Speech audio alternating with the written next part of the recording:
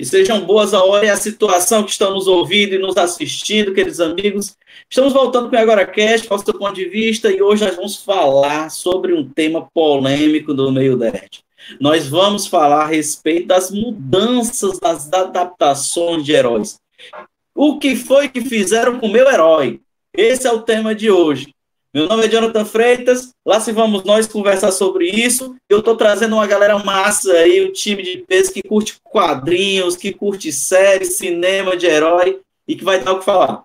Vamos começar aí para que ela se apresente. Benditas sois entre os nerds masculinos viciados em HQs. Cris, por favor, se apresente. Olá, gente, boa noite. Querendo agradecer primeiramente aqui o convite, né? Pela segunda vez estou aqui. Meu nome é Cristiane, sou colecionadora há uns 10 anos. Estou experimentando aqui este universo aqui de podcast.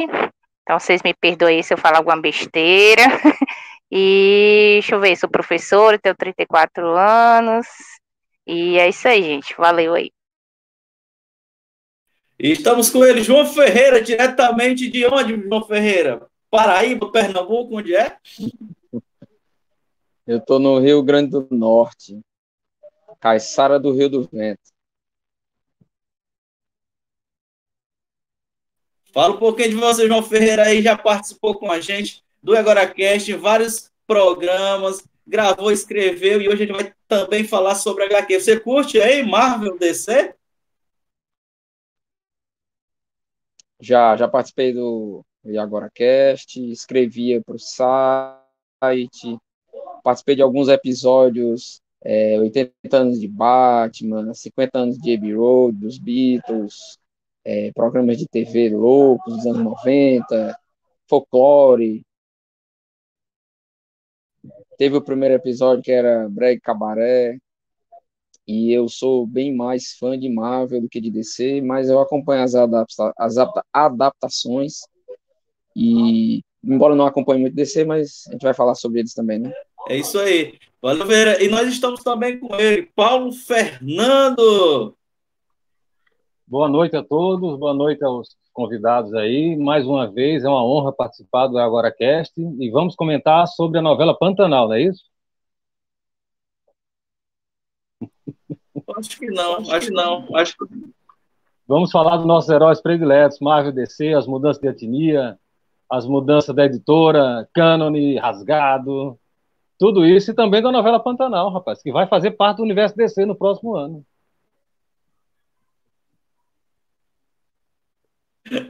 Valeu, Paulo. E nós estamos com ele, o caçador de Pokémon da noite, direto da cidade de Pallet, Vitinho Matheus.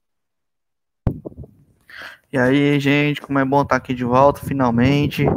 E a frase do dia de reflexão é: se o cinema é arte e a arte é subjetiva, então eu posso achar o filme do Scorsese ruim, né? Muito bom, valeu, cara, valeu. Sejam bem-vindos. Vamos começar, então, falando sobre isso. Se for aqui no podcast áudio, daqui a pouco, após os recadinhos, mas vamos lá. Após os recadinhos, recadinhos passou, vamos lá, continuando então, entrando na pauta. Vamos começar entrando nessa pauta, falando sobre o que fizeram com o meu herói. Vamos falar sobre primeiro a memória afetiva e os personagens amados de nossa infância, certo? Esse é o momento mais nostálgico que a gente vai fazer aquela apresentação básica sobre os heróis, como vocês conheceram. Eu vou pedir para vocês falarem como vocês tiveram contato com os quadrinhos e com os heróis, seja por desenho animado, por revista em quadrinhos mesmo, série de TV. Cris, por favor, começa falando aí. Como foi que você teve contato com os heróis? Meu primeiro contato foi por volta mais ou menos de tinha uns 5 anos, eu acho que foi bem clichê, Rede Manchete. Changeman, Jaspion, Black Kamen Rider, as primeiras versões de Power Ranger, Tartaruga Ninja, e o que posso dizer? Jiraiya, Cavaleiro do Zodíaco. Então toda essa galera aí de anime e de animações bem antigas, e depois foi a questão da TV Globinho. E foi aí depois veio a questão de fazer álbum de figurinhas, comprar a revista Herói, todo aquele fim de semana ir lá, sentar com os coleguinhas na calçada, trocar as figurinhas. Não tinha nada melhor, né? Hoje em dia a pessoa senta na calçada, olha pro celular, né? Antigamente a gente sentava, trocava figurinha, lia a revista Herói, quadrinhos, trocava as figurinhas, trocava até boneco, tinha até boneco nessa época. Pegava os bonequinhos, trocava, por me enganar, me dava boneco quebrado, dizendo que era melhor. Mas foi o meu primeiro contato mesmo, primeira lembrança que eu tenho, sentada na sala assistindo TV Manchete. Que elas reprisava 10 milhões de vezes, eu assistia como se fosse a primeira vez. Aí o Chaves também, gostava muito. Tem nada a ver, mas eu tô falando do Chaves, é isso. Valeu. O Jonathan aí, em vez da revista Herói, ele via revista erótica, né? Ferreira, fala um pouco mais do primeiro contato aí, Ferreira, sobre os super-heróis, como foi? E também o contato com quadrinhos, como é que foi? Eu pulei um pouco essa parte de quadrinhos, né? Eu não tinha muito interesse em fazer aquele acompanhamento semanal, quinzenal. Gostava mais de edições curtas, então quadrinho não acompanhei muito.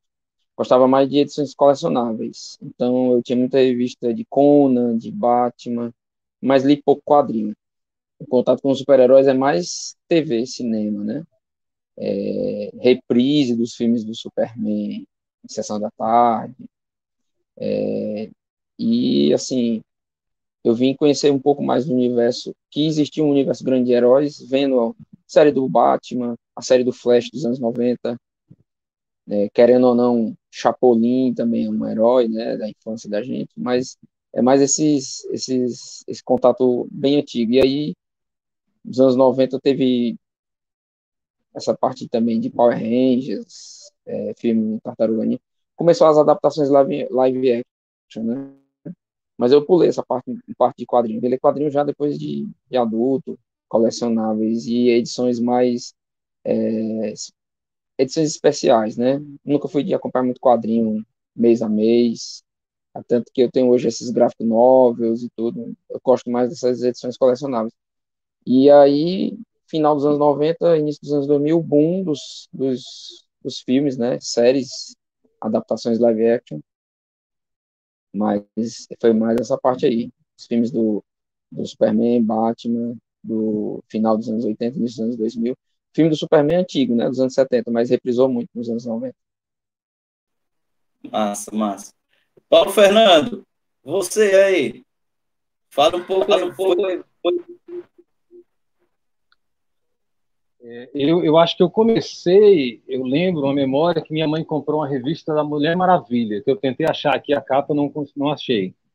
Mas também eu lembro de uma de 78, uma revista do Batman, que eu tenho até hoje, cara. É uma das primeiras coisas que eu lembro. Aí depois ela me levou, no mesmo ano, para assistir o Superman, que até o título do filme era Você vai acreditar que é possível o homem voar. E eu fiquei maravilhado, cara. Ainda é uma das melhores adaptações de super-herói para o cinema de todos os tempos. 87. Não, o primeiro, o Superman, 78, cara. Eu tinha 4 anos, eu acho. 78 ou 79, né, no Brasil. Mentira. Pois é. E Vitinho, Matheus, você que é o caçulinha aqui, como foi seu contato aí com os heróis e depois com os quadrinhos? Cara, foi até interessante porque ano passado eu participei de uma pesquisa de TCC do Gambit Cavalcante. Acho que a maioria do mundo geek aí deve conhecer. Ele até tá com um canal no YouTube agora. E lá eu contei essa história, né? Ele fez até um livro com vários relatos, tem um quadro com Patera junto. O Paulo conhece aí. E o meu título foi interessante, porque foi justamente isso que aconteceu. Eu conheci pelo meu pai. O meu pai que gostava de He-Man, de Giban, de Jaspion. Ele colecionava muito Conan, muito Marvel, DC. Só que nem ele sabe o que aconteceu com as HQs, Mas quando eu era pequenininho, ainda pegava os formatinhos que a gente achava, né? E ele tinha o maior cuidado, porque o conto também era papel jornal, né? Então, para não se desmanchar nem nada. Aí, meu tio também tinha aqueles bonequinhos do Mestre do Universo, que por dentro as articulações eram uma mola. Mola não, era tipo uma borracha, qualquer coisa. Sai, né? E aí eu fui conhecendo isso aí, tive aqueles Power Rangers que virava a cabeça. Mesmo já sendo uma criança assim do fim do século passado, tendo a infância no início dos anos 2000, aqui a gente do Ceará, né, e assim, mais de classe média, a gente não foi evoluindo tecnologicamente conforme as coisas chegavam. Então, até plenos, sei lá, 2013, 2014, eu ainda alugava fita lá na Pluto, lá na Barra. Quem conhece? Alugava, a gente ainda tinha VHS para gravar a sessão da tarde, gravava tela quente, né? Porque não cortava os filmes, passavam na época. E aí aproveitava que passava na TV aberta sempre aquelas coisas antigas, então eu peguei Conan, Guerreiros do Fogo, o Robocop que passava na Band, reprisava na Record, sempre o 2 e o 3 na Band, começou a passar. O primeiro foi a primeira vez que eu vi. Aí passava Dragon Ball, teve Globinho, aí eu estudava de manhã, ainda no ensino fundamental, né? Dava pra pegar os últimos desenhos, que geralmente é Dragon Ball, graças a Deus. Aí sempre tinha aqueles da Rede TV, né? Pokémon, Fullmetal Alchemist, Super Campeões. E aí vou ter mais contato mesmo com HQ, Marvel e DC. Foi, assim, na idade adulta mesmo, né? Quando eu comecei a trabalhar, ter meu dinheirinho. Quando eu virei monitor da Gracon, na Gracon Sul, depois de me mudar aqui para participando do Cambeba, Cajazeiras, ainda tinha lá a Articult livraria. Hoje é só o café, né? Apesar de ainda ter algumas coisinhas geeks lá. E aí sempre, né? Eu ganhava essa passagem. Como eu não precisava da passagem, que eu morava perto, aí eu ia lá e comprava revistinha lá. Na época que a Panini não endoidava com o preço, né? E aí foi isso aí. E aí estamos aí até hoje.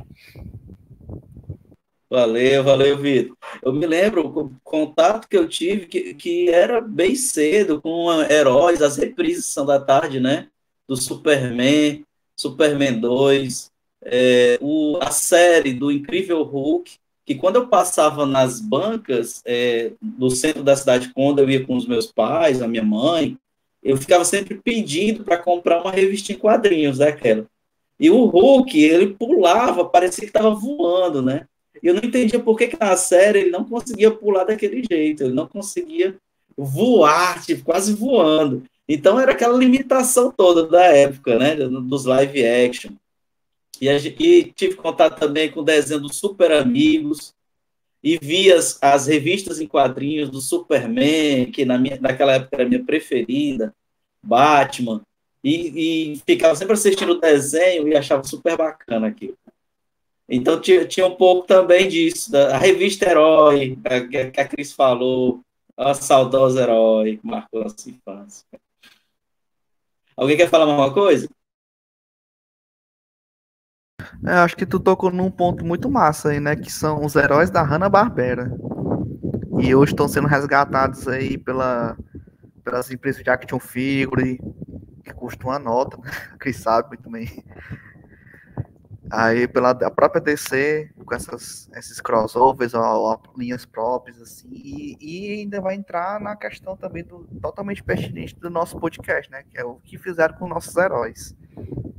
Pegaram Corrida Maluca, pegaram Space Ghost, fizeram uma coisa bem Mad Max, assim, bem sanguinária, outros são bem mais infantis, e aí tem uma galera que gosta, a galera que odeia, tá tendo um público novo, tá tendo um antigo ao mesmo tempo, e aí já vai tratar disso aí, conta tudo misturado, né? Show! Eu acho que antigamente a gente se divertia com pouco, né? A gente achava aqueles efeitos as coisas mais maravilhosas do mundo. o Hulk pulava e saía uma fumaça do fundo. Nossa, que coisa maravilhosa. E tinha um Flash bem antigão, né? Que aquela roupa dele, ele até suava na roupa, o Flash suando. Aquela roupa dele suando. Superman suava também, aquele Superman antigo era suando e maravilhoso. Que filme perfeito. E hoje as pessoas procuram defeito nas coisas, né? Aí todo mundo tá se achando um roteirista, um cinegrafista, procurando defeito e reclamando do filme. E antigamente todos os filmes eram animados e maravilhosos, e a gente achava a coisa mais maravilhosa do mundo, né? Eu acho que a gente tem que aproveitar também, ver as coisas boas também nas coisas que estão saindo hoje, né? E não só reclamar de tudo. Você tocou no ponto do Flash aí. Uma memória que eu tenho de infância do Flash era a maneira como o uniforme dele saía. Ele tinha acesso. O uniforme ficava em um anel. Ele apertava o anel e saía como se fosse um espectro, um fantasma, né? Aí não sei como ele vestia aquele uniforme. Eu achei aquilo maravilhoso, cara. Podiam resgatar esse detalhe do personagem. Não sei se vocês já viram isso. Esse detalhe aí, ele tem nas animações, né? Nas animações, o Flash veste o Eu acho que uniforme na também. série da CW também. Eu acho que botaram essas últimas temporadas o uniforme na Tem. Eu acho assim, o que fizeram com os nossos heróis? Eu acho que o ícone, o marco de o quanto foi desvirtuado um personagem das HQs para um outro meio, né? É aquele Batman, aquela série do Batman da TV. Ali desvirtuou totalmente o Batman das HQs. Aquela série do Batman da TV, Batman Feira da Fruta, ali é uma desvirtuação total do personagem. Personagem sombrio, noturno, né, forte, bem atlético, virou um cara engraçado, cômico, colorido, que sai durante o dia. Focou muito no Batman detetive, mas perdeu o Batman artista marcial, que luta, que enfrenta o crime. Era um negócio bem caricato. Eu acho que ele foi a primeira experiência de uma adaptação para a TV para atingir outros públicos, mas que não tem nada a ver com as revistas em quadrinhos. Eu acho que é a primeira, é marcante, esse Batman. Mas aquilo ali, amigo, foi uma consequência do código de ética que foi colocado na época. Então, o Batman tinha que ser aquela coisa mais infantiloide, entendeu? Tanto que nessa época o Batman dos quadrinhos, que era do Neil Adams, ele já estava mais soturno, ele já estava mais detetivesco. Mas para a TV, ele tinha que ter aquela cara carnavalesca quase, né? E outra coisa, aquela série, sendo brega como foi, ela foi uma que mais divulgou o Batman. O Batman do Tim Burton, dos anos 90, ele deve muito à popularidade que ele conseguiu nos anos 60. Mas eu concordo com você, é outro personagem ali, é um Batman do universo paralelo. É um Batman de outro universo. Ele lembra muito as aventuras do Chapolin. As aventuras do Chapolin em vários multiversos. O Chapolin enfrentando piratas, Velho Oeste, né? O Batman da série de TV, ele não tem esse acesso a várias épocas marcantes, né? Ou temáticas, mas ele veste o mesmo roteiro do Chapolin. É uma coisa engraçada, sem violência, sem sangue, né? Nada sombrio, colorido. Tem o Batman surfando, né? Com a roupa do Batman da cintura para cima e de sunguinha, enfrentando o Coringa no campeonato de surf. Isso é surreal. Sem contar a época, final dos anos 60, já era aquela época que o pessoal se assustava, assim, meu Deus, no 007 apareceu uma mulher de biquíni frontal, meu Deus, isso aí na época era quase um nu, né, no cinema, todo mundo vendo e pensando, abismado.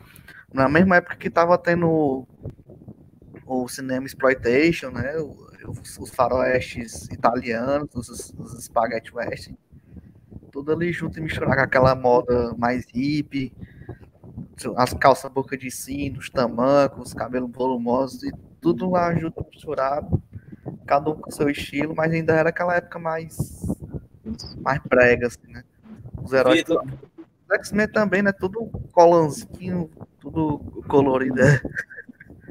a Cris quer falar. E aí, Cris?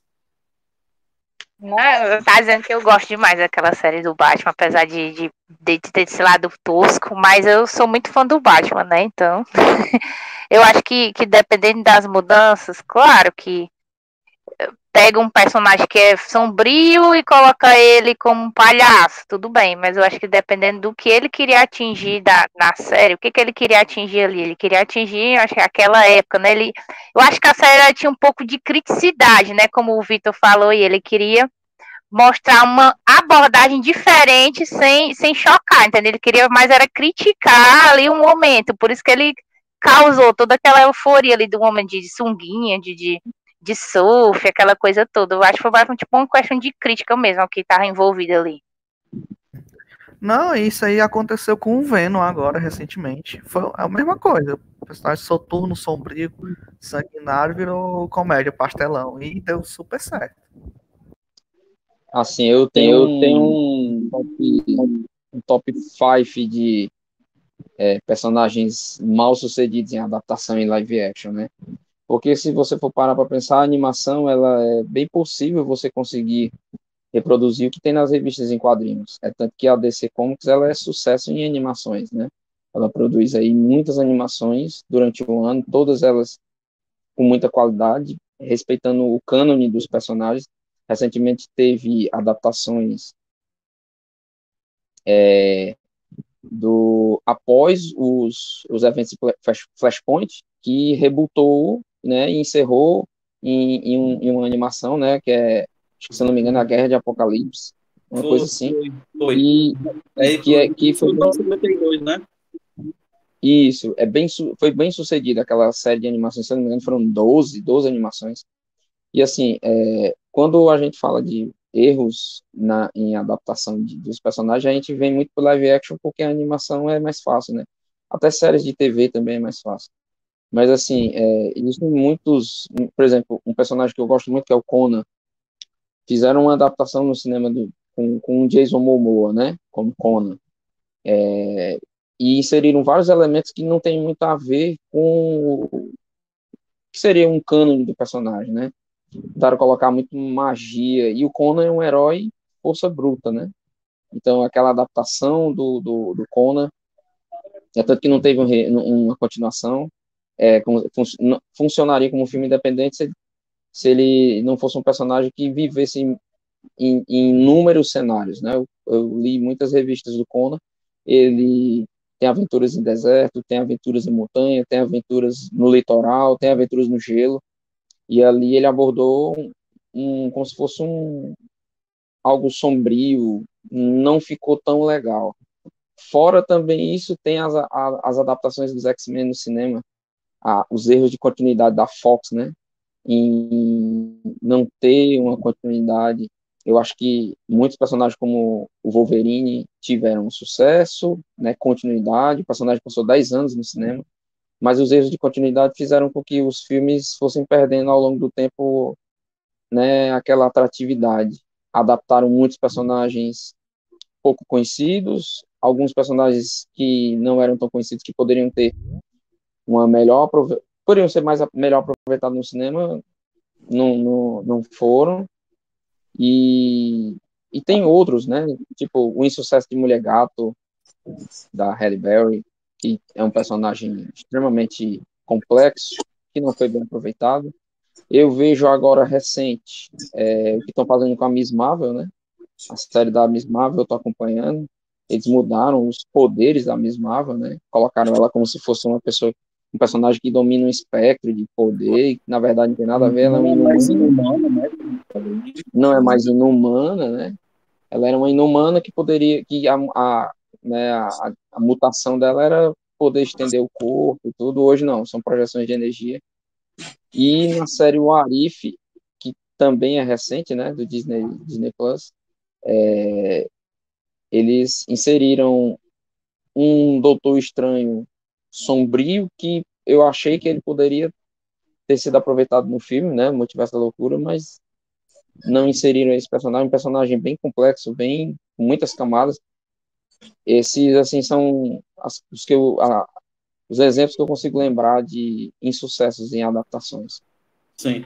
Seja bem-vindo, Vini. Vini. Boa noite, boa noite, boa noite. Vini, seja bem-vindo. Nós estamos aqui tratando sobre heróis da nossa infância e já estamos comentando um pouco sobre as adaptações. O João Ferreira já começou a entrar aí.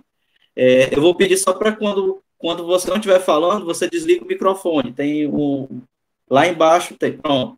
Aí agora fica contigo. Por favor, liga teu microfone, se apresenta e fala aí como foi que você teve contato com super-heróis, como foi teu primeiro contato, HQs, primeiras HQs. Tá contigo. Oi, gente, boa noite. Meu nome é Vini Ribeiro, sou daqui do Rio. Cara, eu me lembro que o meu primeiro gibi que eu ganhei na minha vida foi uma revista do Homem-Aranha da época da RGE. Eu me lembro até a capa. A capa é o Homem-Aranha lutando contra o Noturno, em cima de uma roda gigante, né? E dentro dessa história, dessa revista, era uma história realmente do primeiro encontro dele com os novos X-Men na época. E parece que ele e o Homem-Aranha se juntam ao Justiceiro para enfrentar o Retalho. Essa história foi publicada muitos anos depois, naquela revista A Teia do Aranha. E desde então, nunca mais perdi o foco. E até hoje, com os meus 45 anos de idade, leio gibi até dizer chega. Entendeu? E é muito bom, muito bom. Show! Seja bem-vindo. Obrigado, obrigado. Paulo, você queria falar?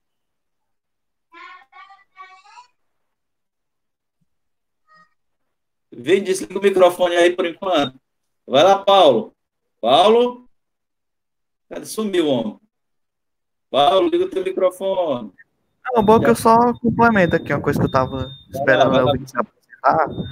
Uma coisa que o João falou é que a animação, de certa forma, é mais fácil porque é animação, né? Dá pra tanto manter várias ao mesmo tempo, como a DC fez, e ainda dá pra fazer coisa nova. Então, tava tendo aquele universo compartilhado baseado no 952, e ao mesmo tempo teve a animação do Batman focada em brinquedos, que era aquela dos monstros que viravam, que eram robôs, viravam dinossauro e tudo, num ambiente mais futurista, que não tinha nada a ver com a série principal.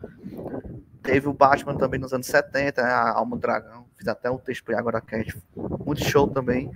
E aí, por ser animação, por ter vários estúdios fazendo ao mesmo tempo, satisfaz tanta galera que tá vendo aquela continuidade, baseado no material de origem, quanto satisfaz a criatividade dos artistas de criar uma coisa nova. E aí em contrapartida, tem um live action, porque não sei o que acontece com esses estúdios, principalmente os grandes, né, como Warner, Disney, que eles relutam em fazer coisas ao mesmo tempo, ainda mais agora com o streaming, talvez por ser algo novo, né, como antes era só cinema, e tinha aquele estigma de filme para home video ser mais barato, de não querendo fazer. Então talvez eles não estejam investindo por causa disso. E agora a DC, com a união agora com a Discovery, mais uma, né? Já cancelaram, sei lá, o filme dos Super Gêmeos. Ainda vai rolar o Super Choque, mas a gente não sabe se vai fazer parte, se não vai. É muito novo isso. Teve o The Batman agora, o Coringa, que não fazem parte da cronologia do Snyder, ninguém sabe como é que vai ficar a questão do universo que o Snyder estava criando, se vão continuar, se vão rebootar. E aí esses filmes paralelos é uma coisa ainda nova. Aí a Disney ainda com a Marvel não fez isso. O máximo que fez foi o What If, né? E a gente sabe que é canônico, mas também não é, que os filmes não tiveram nenhum personagem, né, que apareceu, o Doutor Estranho não foi aquele mesmo. E as séries agora também são tudo voltados para MCU, a série live action. E aí tá aquela coisa, o Kevin Feige, por mais que a gente acho que ele é o chefão por trás de tudo, ele é recente também. Ele só veio agora acho que no Guerra Civil pra cá. Antes era o Ike Bermuda, então muita coisa como uma representatividade feminina, com questões assim do próprio Pantera Negra, ter o sotaque africano, foi tudo depois que o Kevin Feige começou a conseguir ter mais peso, né? E aí, agora que Vai Bermuda saiu, as séries da ABC também não são mais canon, e a gente tá cheio de esquece. Infelizmente, era muito massa. E aí, ainda não tem essa coisa nova de live action paralelo, né? E aí tá aquela polêmica agora, que agora com a Miss Marvel.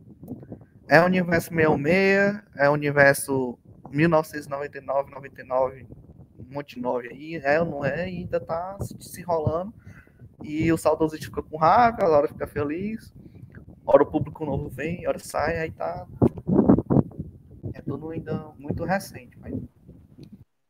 O que tá mandando, então, é a bilheteria, né?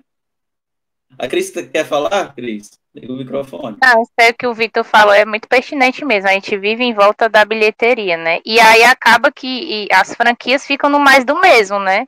Aí fica aqueles 5 filmes de Thor, 30 filmes de Homem-Aranha, baseado na mesmice. Porque tanto fica a falta de apostar, né, no que eles podem fazer. E aí vem até a gente comparar, né? Que teve a Liga da Justiça 1 e o 2, né? A primeira Liga da Justiça com o Zack Snyder, né, sendo castrado, né? Literalmente, que não queriam apostar, não queria apostar, não queria apostar. E aí viu o que foi que teve de grandioso depois que teve aquela liberação. Então, o que poderia vir de grandioso para as franquias por aí? Mas aí vai ficar, a gente vendo, não sei, que veja que mudanças podem vir por aí. Eles têm medo de apostar, medo de fazer novos filmes, porque o que a bilheteria está pedindo? O que o público hoje está pedindo? É o Homem-Aranha para adolescência, é aquela coisa mais jovial, mais leve, sem muita sobriedade, sem muita coisa. Então, é basicamente isso. E o mundo hoje é dos extremes mesmo, né? É Netflix, é HBO. Então, eles não vão investir em muita coisa, porque o que está pagando ali são as assinaturas, né? Uhum. Então, infelizmente.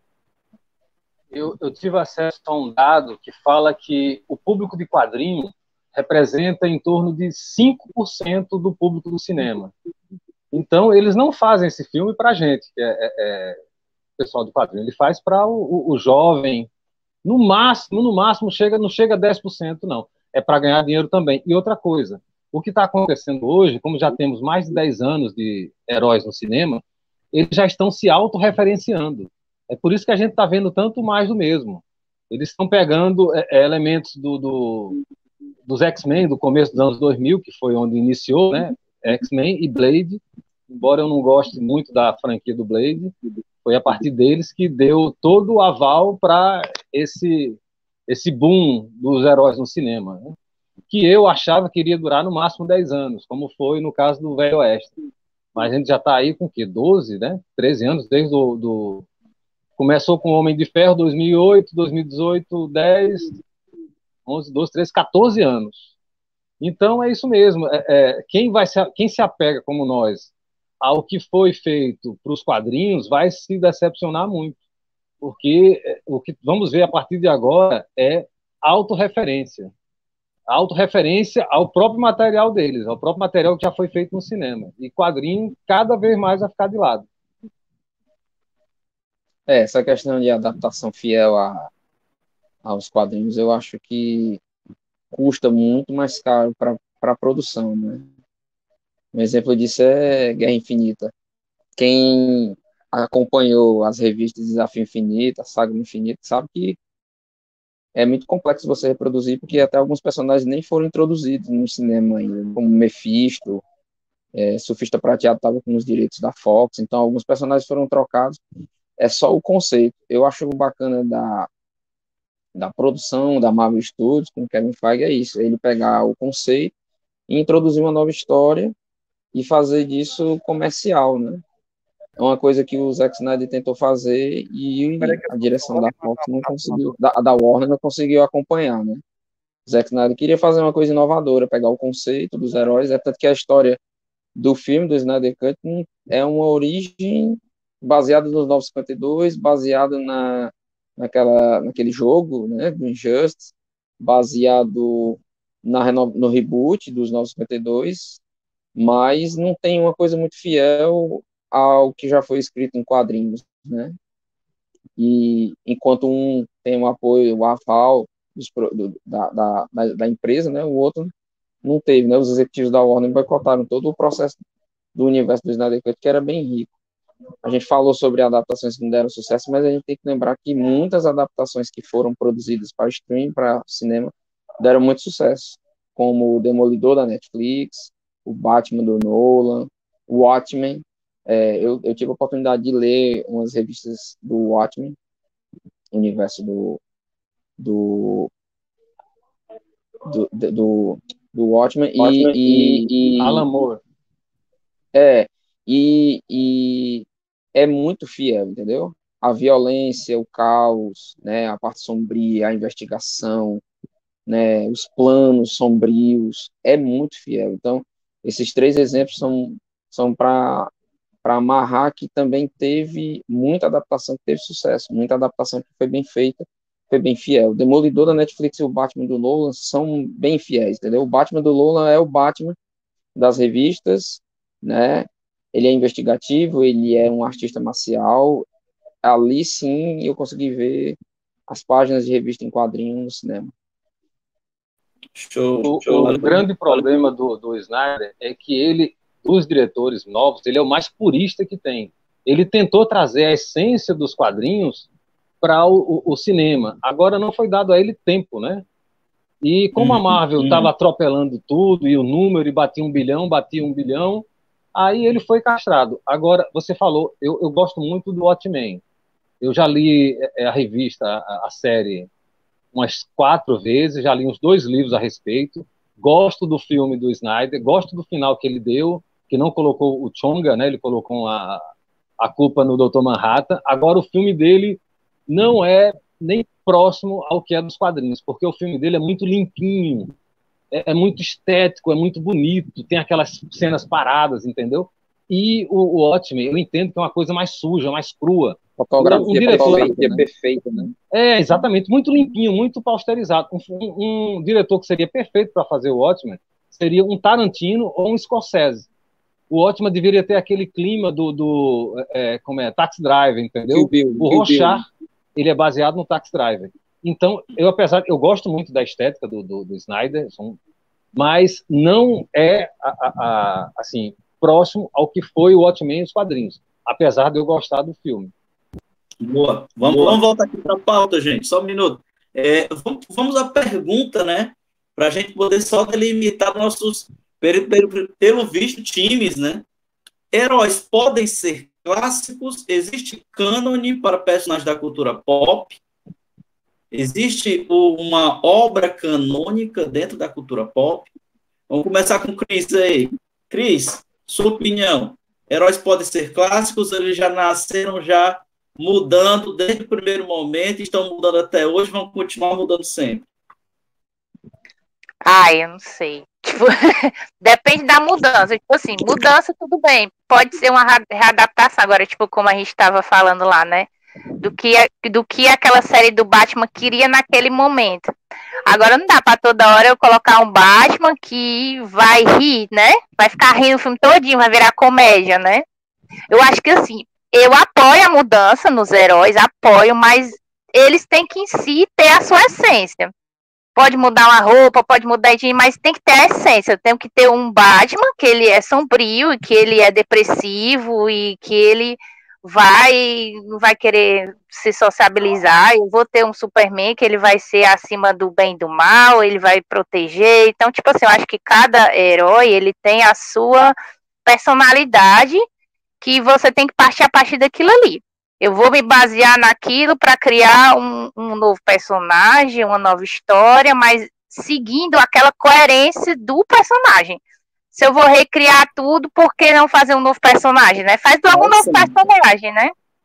Mas eu acho que tem que ter a essência da história, da franquia, do personagem em si, porque senão vai também se esticar demais, né? Vira igual aquele rosto da Noite Alucinante, né? Que o David West lá vira tudo esticado, aí não tem condição, né? Aí vira bagunça também. Agora nós estamos falando da essência de um herói, né? Nós estamos falando, assim, de um filho ou de um outro personagem que utiliza o manto ou o anel, a ferramenta dele, e que aí vai, consequentemente, mudar totalmente. Ele está falando daquele mesmo personagem tem que manter aquela essência, é isso, né? Agora se vier a família, o irmão, o tio, tudo Ou então tem estranho, pressuposto daquela sequência, mas para a tropa dos Lanternas Verdes, por exemplo. Então ali não tem que respeitar a essência. Uma pessoa totalmente nova que está dentro do mesmo time. Isso. Não tem essência. Agora, Lanterna Verde, botar ele de vermelho, reluzente, rosa, né? Aí... Ferreira, o que você acha aí? Olha, eu acho que recentemente o personagem que teve a sua estética, história e todo o seu conceito muito bem representado foi o Homem de Ferro, do Robert Downey Jr. É um cara que tem um perfil arrogante, né? Ele é um cara que realmente foi um personagem que teve problemas com alcoolismo, com drogas. Então, o personagem é assim, né? Um cara em crise, e ele foi aquele cara que melhor representou o personagem. O oposto disso, já que de grande sucesso, foi o Wolverine de Hugh Jackman. Que o Wolverine nas HQs, para quem sabe, ele é baixinho, atarracado, né, sem pescoço, um cara forte, troncado. E o australiano, o ator australiano, ele é totalmente oposto disso. Alto, esguio, forte. Então, dois personagens que tiveram muito sucesso no cinema, um fiel, bem fiel, e um que conseguiu também colocar uma marca no personagem, mas que não é tão fiel às HQs. Esses dois personagens são bem marcantes, bem emblemáticos para representar o que é fidelidade, o que é uma boa adaptação que não foi tão fiel. Tiveram a essência, ambos. Vocês acham que mantiveram a essência. Embora esteticamente um consiga a HQ. Pronto. Ferreira, existe cânone, na tua opinião, existe cânone para personagens da cultura pop? Existe aquele grupo assim, que não pode se mudar, tem que continuar ali, daquele jeito? Olha, eu acredito que Liga da Justiça é algo que não dá para ser muito reinventado, né? A Marvel e a DC se diferenciam em uma coisa que eu sempre notei acompanhando quadrinhos, cinema, séries, é que a Marvel tem muitos subgrupos, né? Vingadores, Quarteto Fantástico, X-Men, Inumanos, Guardiões da Galáxia, Defensores, enfim, uma série de grupos e personagens desses grupos participam de outros subgrupos e assim vai. Então você não tem um grupo fixo, você não tem algo tão congelado. Já a Liga da Justiça, o universo, né, da DC, você não tem essa quantidade de subgrupos, né? No máximo os novos titãs, né, que seria um grupo jovem, mas de uma certa forma como se fosse a série B da Liga da Justiça. Então, eu acho que a Liga da Justiça é mais casada, é mais fechada, é mais coesa. É mais coesa e menos propensa a essas alterações, essas mudanças. Né? Você incluir um novo conceito no mesmo personagem. Realmente, você vai ter que criar uma nova era para o personagem para fazer o Lanterna Verde vestir um uniforme vermelho. Então, tipo, é um novo momento dele em que ele fica enfurecido, tomado pela raiva por alguma coisa que o acometeu, e aí fez ele trocar o anel, a força de vontade, pela raiva. Então, não é algo que você simplesmente só troca a cor do uniforme e joga lá e ele vai. Né? Como um Capitão América que já tem vários uniformes nas HQs e tudo. Então, eu acho que a Liga da Justiça é mais canônica, é mais fechada. Não tem como você inventar muito. Acho que foi a partir daí que criaram esses conceitos de multiverso, Terra 2, Terra Prime, Terra X, para poder você inserir novas formas de ver aquele mesmo personagem. Não, e sem contar a coisa que o João falou aí, a Liga da Justiça, ela, desde o seu início, ela nunca mudou. É sempre aquele 7, né? Caso 6, né? Tirando o Shazam e o Cyborg, que são mais recentes. E os Vingadores, apesar de serem quase da mesma época, alguns até mais antigos ainda, na época da Segunda Guerra, né, quando nem existia Marvel ainda, E aí eles já, mesmo com seus milhares de multiversos, dentro daquele principal de mensalzinho, que a gente sempre acompanha, eles só rebutaram o universo que 3, no máximo 4 vezes.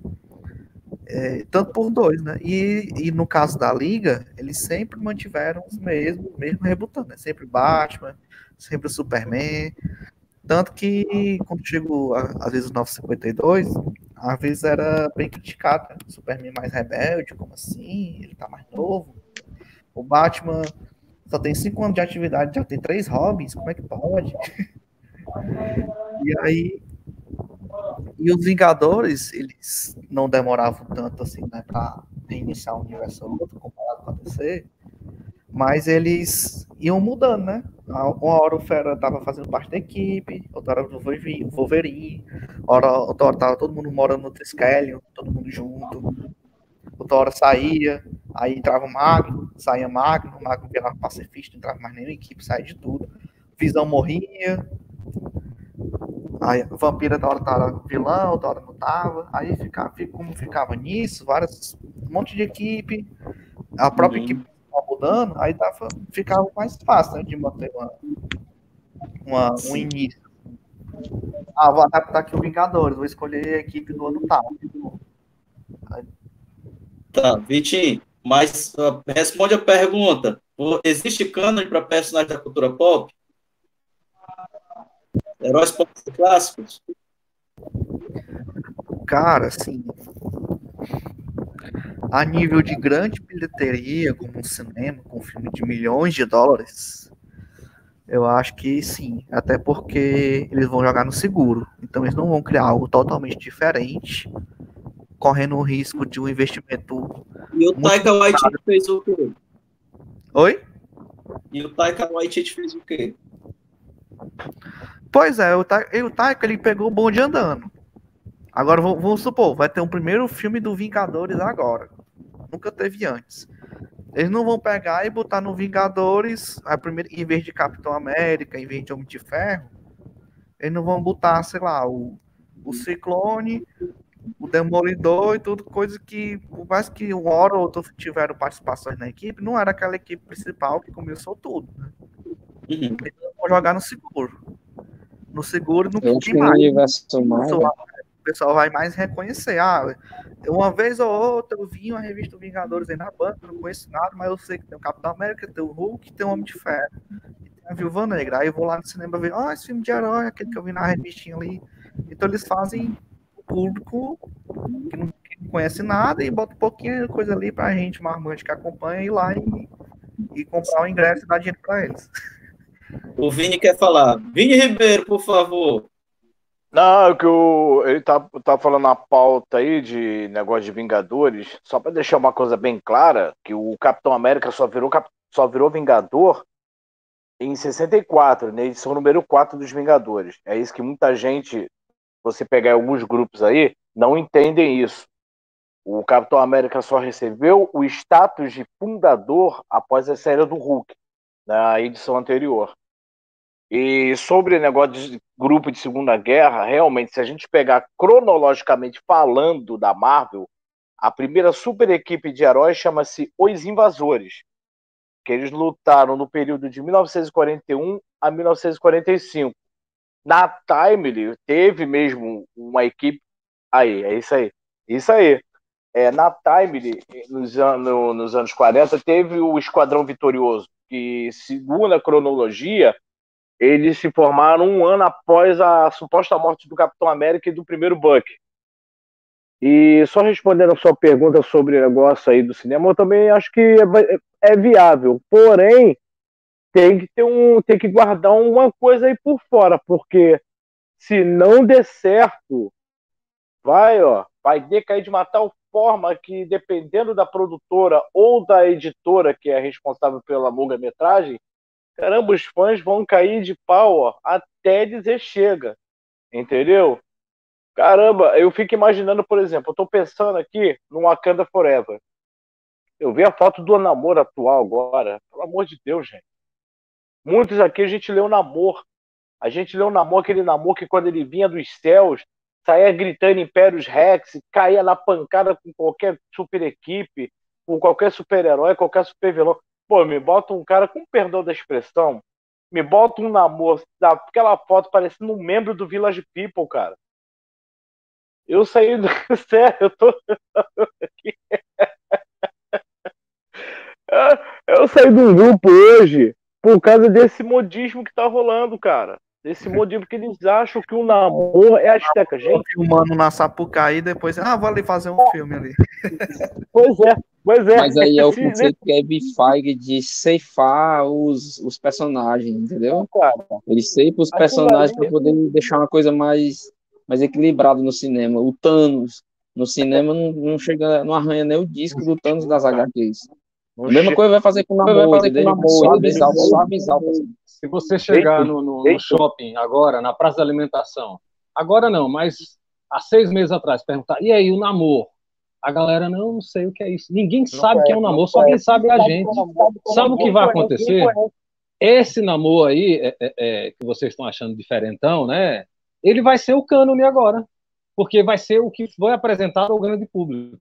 Eu lembro que nos anos 70, nos anos 80, o Super-Homem dos quadrinhos, ele era um senhor de anos, entendeu? De uma feição mais de 100 mesmo. Aí quando o Christopher Reeve estreou no cinema, com aquela cara até quase que feminina, os traços dele, né? Se você olhar, ele é um homem muito bonito. Ele virou o cânone, ele virou o rosto do Superman. O Superman rejuvenesceu pelo menos uns 20 anos. Era um cara de 50 anos, foi para um cara de 25. Então, o que vai acontecer é isso. O Namor, para a galera, não vai ser aquele que a gente conhece. Ele tem feições quase que orientais, né? Seria orientais mesmo. Ele vai ser esse cara agora, vai ser o cânone. Mas que o Paulo falou é bem pertinente aí. Quem é que sabia quem era Thanos? Se não for a gente lá. Chegaram lá no cinema Thanos, até os próprios Vingadores, como o Vitor falou. Se não tivessem a formação original, botasse qualquer outro personagem, não sabia quem era. Até o próprio Shazam, o Homem-Formiga, ela só foi conhecendo no cinema, por conta das produções. E outra, pra mim o pior, só deixar claro que é o que fizeram com o Homem-Aranha agora. Eu detesto esse Homem-Aranha do Tom Holland. Só você? Cara, eu sou da época que o Homem-Aranha lutava contra, por exemplo, o Sexteto Sinistro. Ele caía na pancada com o Duende Verde original, caía na pancada com o Lagarto, com o Stegron, com o Dr. Fausto, com esses vilões clássicos aí. Cara, bota esse garoto aí. Ainda você, cara, você vai falar o que você pensa, o nego vai falar, você é velho, não sei o quê. Cara, eu sempre falo, gente, procure uma história chamada Homem-Aranha Nunca Mais. Aí depois vocês vêm discutir comigo. Cara, ninguém nem sabe que o Rei do Crime foi o primeiro, assim, o Homem-Aranha foi o primeiro inimigo do Rei do Crime. As pessoas só acham que foi o Demolidor, gente. Pessoal associa o Rei do Crime ao Demolidor, Isso. E o Rei do Crime só foi inimigo do Demolidor a partir de 1980, na fase Frank Miller. Você vai falar isso, não sei o que, o Demolidor sempre foi mentira, gente. Cara, o Rei do Crime já enfrentou o Capitão América. Naquela fase do Salbucema. Não sei se vocês lembram aquela fase que ele largou o manto, a primeira vez que ele largou o manto do Capitão América. Ele enfrentou, depois ele voltou, ele enfrentou o Rei do Crime num cassino em Las Vegas. Aí você vai falar pra esses moleque novo aí, isso é mentira, você tem que provar. E mesmo você mostrando, você deve estar achado de mentiroso, perere, pão duro, e eu me cansei. Eu saí de um grupo hoje que eu não aguentei mais o modismo, porque acha que não sei o que. Homem-Aranha, pra mim, o melhor não é o dos quadrinhos, é o do cinema. Me poupe, não dá. Não, e sem contar que falando em Rei do Crime, a adaptação recente do Rei do Crime da série do Gavião Arqueiro, ela ceifou o personagem de tal forma que ele passou a não ser uma ameaça, assim, ficou caricaturesco, né? Personagem tão bom, parecia um cara... Isso, um personagem pesado, denso, né? Com muitas camadas, Demolidor. E o ator com a capacidade de interpretação muito, muito, muito foda. E aí ele virou um tiozão de uma passeio de caravana, com a roupa floral e tudo. Nas HQs tem esse personagem assim, né? Tem essa fase dele assim. mas o personagem foi ceifado total, mudou, é outro rei do crime. O conceito da Marvel hoje de acessar o multiverso permite você ver essas nuances, né? Hoje eu tenho um Matt Murdock que fez um cameo no filme do Homem-Aranha, e eu tenho um Rei do Crime que fez uma participação na série do Gavião Arqueiro, que teoricamente é do mesmo universo, né? Mas eu acredito que eles vão abordar a série da Netflix como sendo um outro universo. Aquelas séries da Netflix, que hoje tá no stream da Disney, é outro universo. São outros personagens. Não tem como ser o mesmo personagem, não. É o mesmo ator fazendo em um outro universo. Só avisaram para poder pôr no streaming, né? Não, nem Vocês têm que ver, minha gente, que esses filmes são feitos para um outro público, não é para um nerd criterioso que tem um amplo conhecimento da literatura. Esses filmes são feitos para a galera de 20 a 25 anos. A galera que vai se surpreender com qualquer coisa. Enquanto o Homem-Aranha do Tom Holland estiver fazendo 1 bilhão, cara, eles não vão mudar nunca. E outra coisa, todo esse material bacana que a gente citou, o Homem-Aranha enfrentando o Capitão América, o Rei do Crime, a fase do Demolidor do Frank Miller, que é fantástica, tudo isso continua lá nos quadrinhos para a gente acessar. A gente tem que esquecer, olha, isso aí que está passando no cinema não é mais para gente. Não, assim, não é só para esse público, porque essa fase aqui do Frank Miller começou a se publicar em 69, 70. Poxa, bicho, tem a idade do meu pai, isso aqui, tem 52 anos. É muito tempo. Vamos pegar uma coisa mais nova aqui, pronto, a saga do infinito, lá do Jason Aaron, que aí depois passou pro X-Men, passou pro Conan agora recente da Marvel. Essas fases que estão sendo pegadas agora de 2015 para cá, né? Que também já estão seguindo outro reboot, outro universo. Ninguém mais vai saber que no Guerras Secretas a Vespa estava separada do Hank Pym e estava dando em cima do Magneto. Querendo salvar o mundo na base do chamego lá. O que o Thanos era a fim da morte, né? E rival do Deadpool. A galera não vai se tocar nisso, mas assim, eles estão fazendo uma mistureba. Dizer, vou pegar isso aqui tal fase, vou pegar isso aqui tal fase, vamos pegar a essência do personagem, que também não é mais tão importante assim, e vou levar para o público mais jovem, porque assim, o Homem-Aranha, não importa assim, que ele seja, que ele tenha tecnologia, que ele tenha celular, que dando 60 não tinha isso, que ele tenha um traje mais tecnológico, mas eles estão pegando eles pegaram agora um menino que estava tendo tudo de mão beijada, que só foram consertar agora, depois de ele encontrar dois só vai chorar, passa o tempo todo chorando e chamando a tia May. Com certeza. Vai ver um Homem-Aranhazinho um pouquinho mais fiel, mas naquela linha do atual, né? Ele tá num universo que um cara conseguiu criar uma armadura com tecnologia que é reconhecido aí na escola, que criou máquina do tempo, o tanto de coisa que esse cara não deve ter já distribuído aí ao redor do mundo de coisa que não existe, né? Até acho que, né, para eles estão já em 2030, né? Na época lá do MCU, e já tem umas coisas a mais, né? Pronto aí. Então, essas mudanças estão vindo, mas aqui agora eles estão deixando a essência do personagem de lado, porque não está mais ficando legal para um público, mais que tenha... Essa revista aí, ela é do mesmo, desenhada pelo mesmo criador do Deadpool. Fala aí, mostra a revista para o pessoal aí da gravação ver. Isso aqui mostra aí. Isso aqui é um livro da Salvat. Vou mostrar só um pouquinho daquela coleção da Salvat, que mostra a verdadeira era de Ultron, né? Mas antes mostra a origem dos Vingadores, né? A primeira formação dos Vingadores. Essa capa aqui que era o óculos clássico. Como é que era? Isso aqui é clássico. Demolidor. Cara, isso aqui é dinamismo puro. Olha como era o dinamismo do George Pérez, cara. Olha o ângulo dele. Olha o ângulo das histórias do George Pérez. Cara, George Pérez, muita gente associa muito o George Pérez a DC. Mas só que ele ficou muito marcado também na década de 70, quando ele desenhou os Vingadores. quando ele apresentou ao público uma equipe que, no caso, foi uma, entre aspas, uma cópia da possível Liga da Justiça da época, que foi o Esquadrão Supremo. Deixa eu explicar o porquê.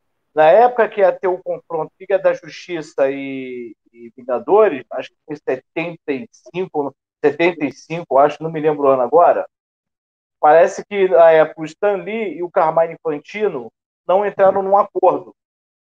E, pelo que eu entendi, o Infantino não aceitou esse crossover. O que o George Pérez fez? Como ele estava muito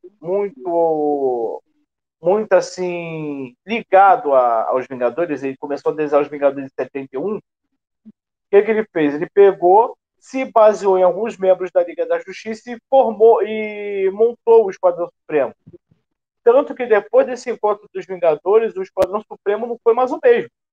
Eles acabaram ganhando sua própria revista, acabaram sendo reconhecidos como um grupo de super-heróis e fazem sucesso até hoje. No início eram meio que vilões, né? Foi meio que, não digo nem vilões, É igual o time de Anti-heróis. anti-heróis. E o Quarto Mundo. É. E deixa eu só fazer uma outra ressalva sobre o Deadpool. Muita gente só conhece o Deadpool agora. Deadpool já existe, desde o final da década de 80, nas histórias dos Novos Mutantes, naquela fase do